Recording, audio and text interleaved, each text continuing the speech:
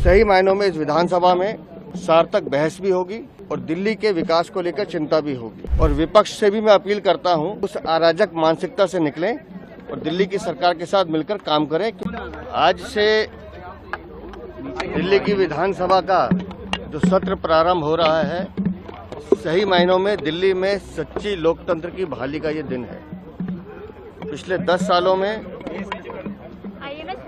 इस विधानसभा सत्र के बहाने से अराजकता, मनमानी और मैं कहूं तो एक तानाशाही का रवैया अपनाया गया था।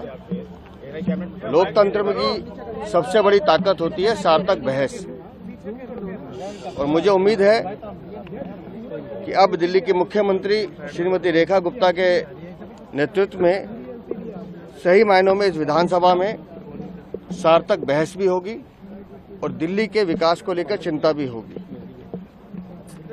और विपक्ष से भी मैं अपील करता हूं कि अब उस अराजक मानसिकता से निकलें और दिल्ली की सरकार के साथ मिलकर काम करें, क्योंकि ये दिल्ली की विधानसभा ऐतिहासिक विधानसभा है।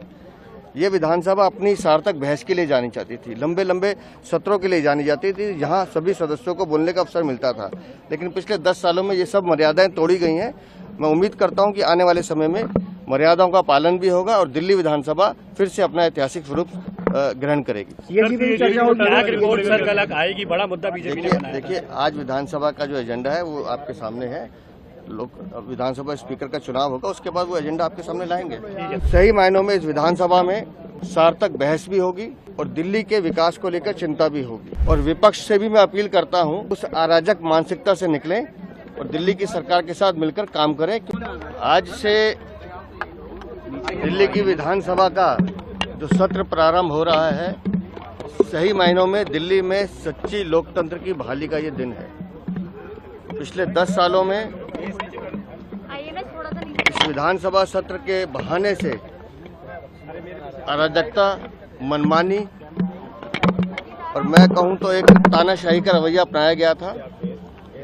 लोकतंत्र में की सबसे बड़ी ताकत होती है सार्थक बहस, और मुझे उम्मीद है कि अब दिल्ली की मुख्यमंत्री श्रीमती रेखा गुप्ता के नेतृत्व में सही मायनों में इस विधानसभा में सार्थक बहस भी होगी और दिल्ली के विकास को लेकर चिंता भी होगी। और विपक्ष से भी मैं अपील करता हूं कि अब उस अराजक मानसिकता से निकलें और दिल्ली की सरकार के साथ मिलकर काम करें, क्योंकि ये दिल्ली की विधानसभा ऐतिहासिक विधानसभा है। ये विधानसभा अपनी सार्थक बहस के लिए जानी जाती थी, लंबे लंबे सत्रों के लिए जानी जाती थी, जहां सभी सदस्यों को बोलने का अवसर मिलता था। लेकिन पिछले 10 सालों में ये सब मर्यादाएं तोड़ी गई हैं। मैं उम्मीद करता हूं कि आने वाले समय में मर्यादाओं का पालन भी होगा और दिल्ली विधानसभा फिर से अपना ऐतिहासिक स्वरूप ग्रहण करेगी। आएगी, बड़ा मुद्दा बीजेपी ने बनाया। देखिए, आज विधानसभा का जो एजेंडा है वो आपके सामने है। विधानसभा स्पीकर का चुनाव होगा, उसके बाद वो एजेंडा आपके सामने लाएंगे।